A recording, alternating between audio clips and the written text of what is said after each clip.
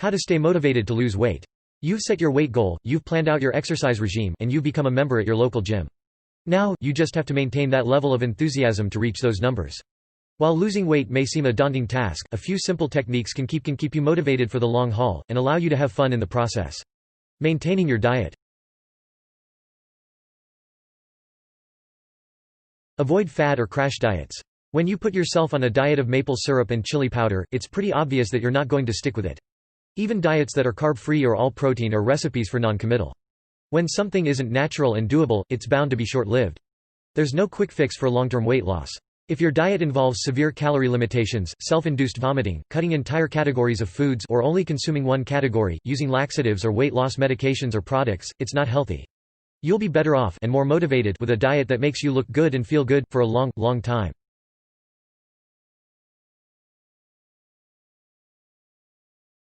Never set foods off limits.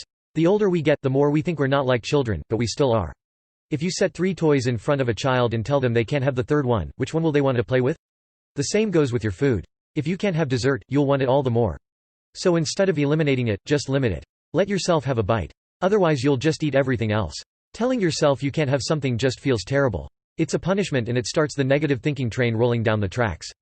The truth is, a bite of that cake won't make you gain weight, but 3 pieces will.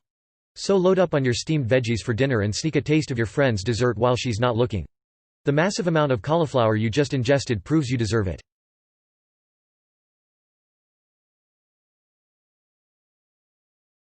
Find alternative ways to cope with emotions. When friends gather, be it in celebration, commiseration, or just to kill time, what do? They eat or drink. When we're happy, we eat. When we're sad, we eat. When we have nothing better to do, we eat. Unfortunately, that's not good for anyone. Alternative methods of feeling must be had. Start thinking about when and why you eat, not just what. Maybe you always eat mindlessly when you're watching television, or maybe you go straight to the fridge when you're stressed. When you become aware of your patterns, it becomes easier to determine the cause. Start by keeping your hands busy. Knitting, reading, or doing a word puzzle can keep you from grabbing the popcorn. 1.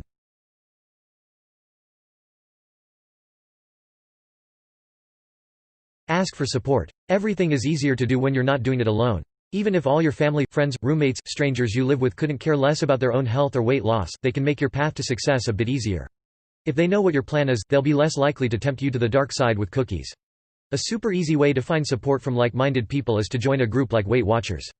If no one in your own social network is fighting the weight battle, which would be hard to believe since practically everyone is, joining a group like this can be infinitely beneficial in staying on track.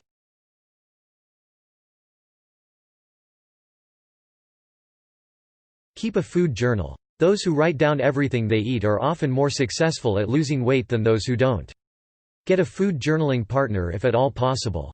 Eating 4 Snickers bars is a lot more embarrassing when you have to tell someone else of the dirty deed. The more responsible you have to be, the more likely you'll stick to it.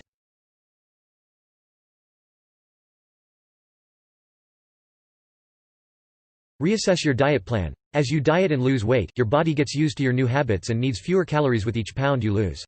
You'll notice that 1700-calorie diet you're on just isn't giving you the results you once had. Bummer. If it's not working, why stick with it, right? Because of this, you'll need to reassess and adjust your diet plan. The skinnier you are, the fewer calories you need to consume. At a point, this becomes quite difficult. You could cut back the calories a bit, not too much, just an extra 100 or so a day, but the easier way would be to add on more physical activity.